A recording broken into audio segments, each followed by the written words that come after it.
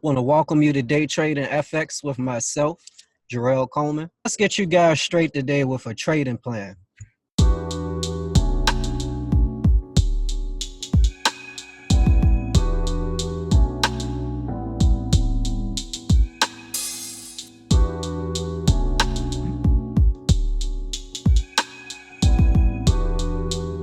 Okay, guys, so having a trading plan is essential to your success in Forex. It's going to help you establish the consistency and the focus that you need to really make profitable trades on a regular basis. Of course, there's so much information out there, so many strategies you could be alluding to. So you want to have a plan, sort of like a playbook, a regiment of things you do on a regular basis. And the first thing you want to do is determine your risk strategy. So in order to do that, of course, you need to be able to calculate the pips and the prices. My very last video was on calculating pips and prices. I'll leave a link below. Make sure you check that out if you haven't seen it yet and don't know how to calculate pips. But I have a basic example here on the spreadsheet. So over here on the left, we have the balance that would be in your account. So let's say you went live today, you make a deposit. These are examples for the amounts of money you could put in your live account.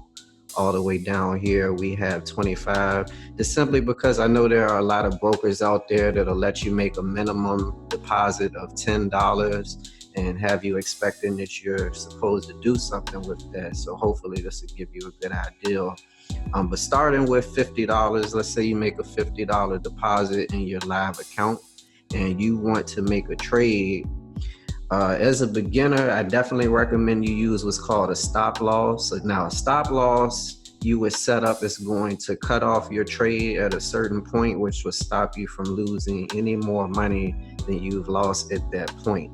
So if we were to set a 100 pip stop loss, for instance, on a micro lot trade, which is a 0.01 lot size, that's going to be worth $10. $10 is 20% of your $50 account. And you see I have that highlighted in red, too much risk. If you are not advanced, you should not be trading in this risk area. $100, $10 trade with a micro lot is going to be 10% of your account, too high.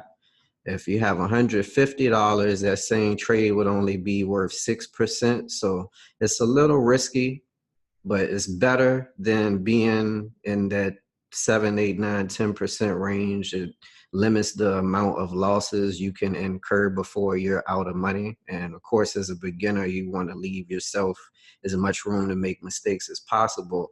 So when you're down here with a lower risk percentage, which I have highlighted in green, these are the areas you're safe to trade in as a beginner. So with a $500 account or a $1,000 account, you could set a $100 stop loss on a micro lot, no problem. Over here on the second column, we got an example with a mini lot, which is a 0.1 worth about $1 per pip. So a 25 pip stop loss would be worth about $25. And when you watch that calculation video, you'll notice I mentioned that this calculation is really only relevant to Euro USD. Now, all your major and minor pairs are going to be pretty close to this calculation. If Euro USD is $1 per pip, different pair might be 93 cents or 97 cents or something like that. It could be rounded up to $1 anyway. But once you travel to gold, metals, indices, crypto, etc., these calculations will not carry over. Not only will they not be relevant, but they will be low. Most of those other pairs like gold, calculation is much higher than a minor or major currency pair. So just keep that in mind, guys. 25 pips, mini lot, $25. Your $50 trading account, you've just lost half of your balance on your first trade because you set a 25 pip stop loss at a 0.1, which was worth about $25, plus you paid the broker the spread. So now half of your money is gone. You can't even afford to make another trade like that because you'll be out of the game.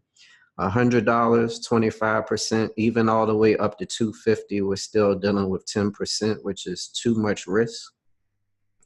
And down here at 1,000, you could use a mini lot with a 25 pip stop loss and only risk 2% of your account. Now, we don't need to go over all of these examples, but I did want to show you that if you were using a very small Forex account, like $25, for instance, even with a micro lot, a 100 pip stop loss would be 40% of your account, $10. And a mini lot would just completely demolish that account. 100% with 125 pip stop loss and a mini lot. Micro lot, 25 pip stop loss. Even still, that's a 10% risk, which is too much risk for a beginner. So you may just want to think about saving some money up before you actually get in the game, so you can stay in these green areas on my chart. So moving on, the next part of the trading plan, once you have your risk strategy down, when is it time to trade? So what you want to pay attention to is what pair you're trading. Personally, I recommend that a new trader stick to one pair, especially one pair at a time. Maybe if you try out a pair and you don't like it after a while and you want to switch it up to a new pair, I don't see anything wrong with that, but you definitely want to gain some familiarity and consistency with a pair, so you start to notice all of the specifics and intricacies with that pair. You'll be able to maximize on that pair and pretty much milk it for what your success goals are. And here on this chart we have here, you can find this on forexmarkethours.com. There are a ton of different Forex hours apps that you can download for your phone that'll even notify you when different markets are opening. But whatever pair it is you trade or pair you are most familiar with, you want to be available to trade during the time that that market is open. So for instance, if I was trading Euro USD, I know I want to be trading either during the London or the New York market. And of course, this 4-hour window here where both markets are open are going to be the best time to trade that pair. Now, this magic hour window here is actually the best time to trade a lot of different pairs, being that USD makes up the majority of the market in the world. And then the fact that London and New York are both open for 4 hours. So it's the longest span that any two markets are open at the same time. It's called magic hour window. So just key in on that 8 to 12 Eastern Standard Time. Of course, you can adjust this to wherever your time zone is, so you can see exactly what time it is without having to do a calculation when you need to be in front of the charts. And something else you can also do as far as knowing when it's time to trade is you want to keep an eye on the economic calendar.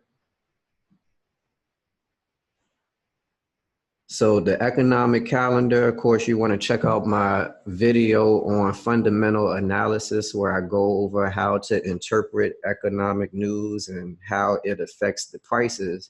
But when you have priority folders coming up for the country of a particular pair that you're trading, you either want to avoid trading during those times or be prepared to take advantage of the aftermath of that news article. And I go over a lot of those details in that fundamental analysis video.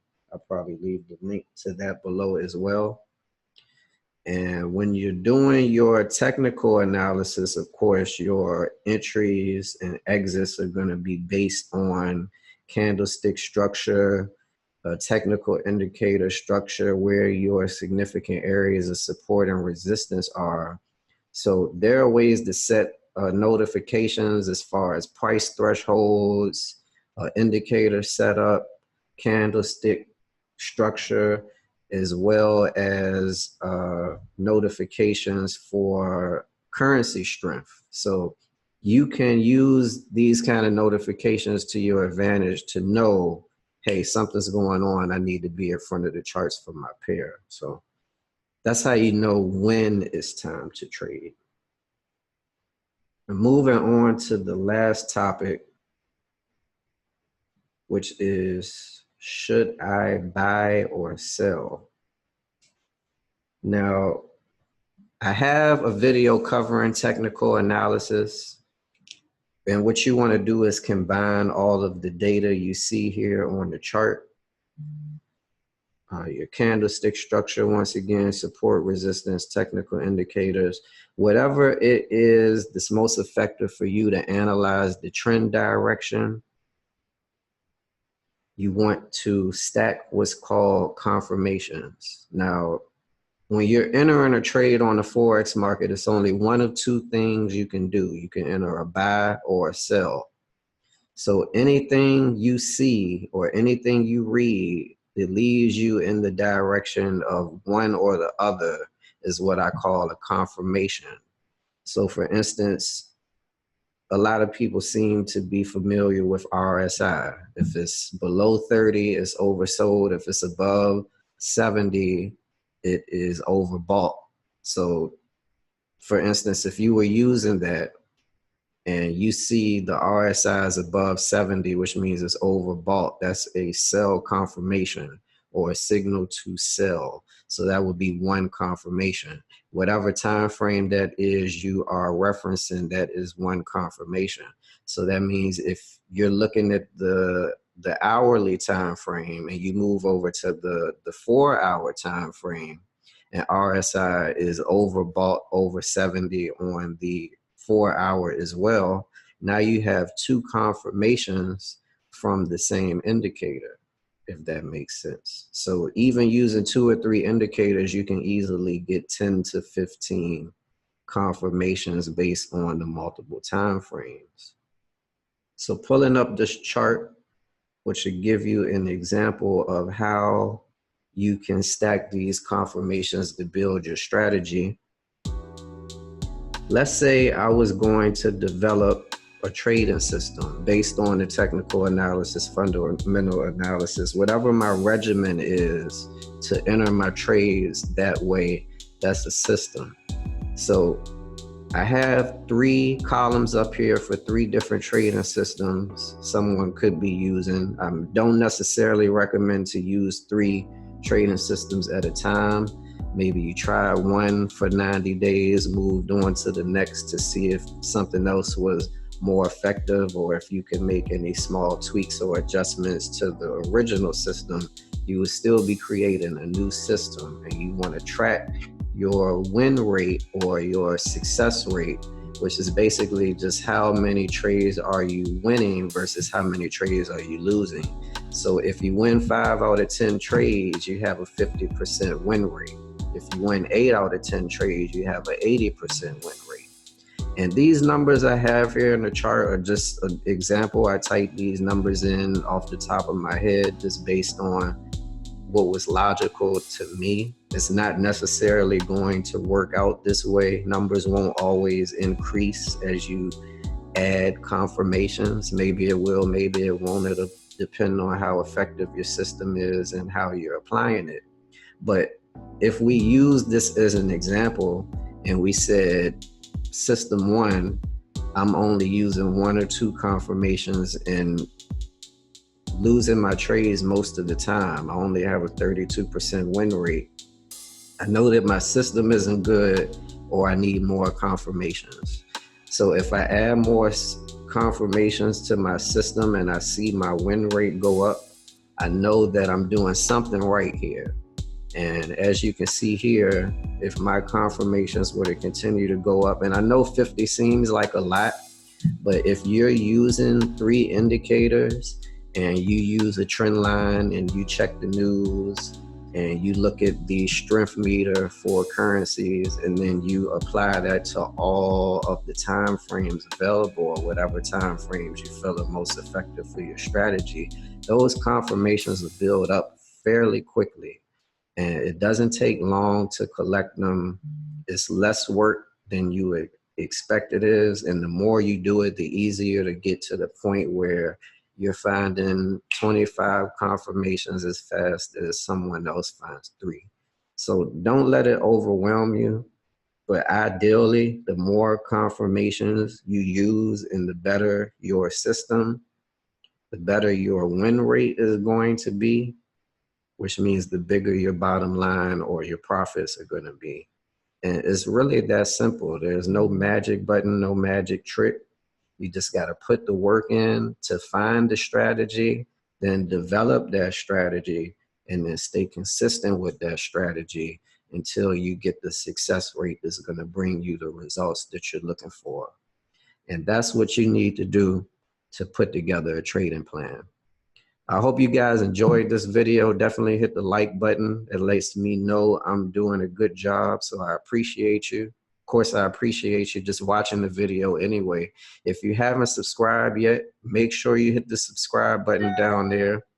Not only the subscription button, but there's a bell right beside that subscription button. If you click the bell, you'll be personally notified every time I drop a new video, which is going to be quite often pretty soon.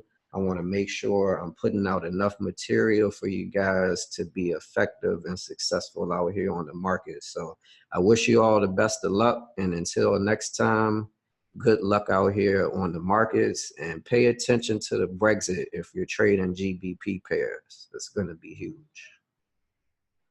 So what information did you want to start with today? I'm not going to act like I know it all. I've been dabbling, trying to learn a lot, as much as I can about Forex.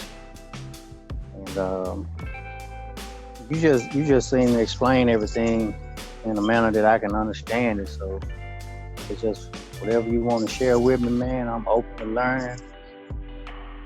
I want to learn and be successful. I want to take after you. I appreciate it.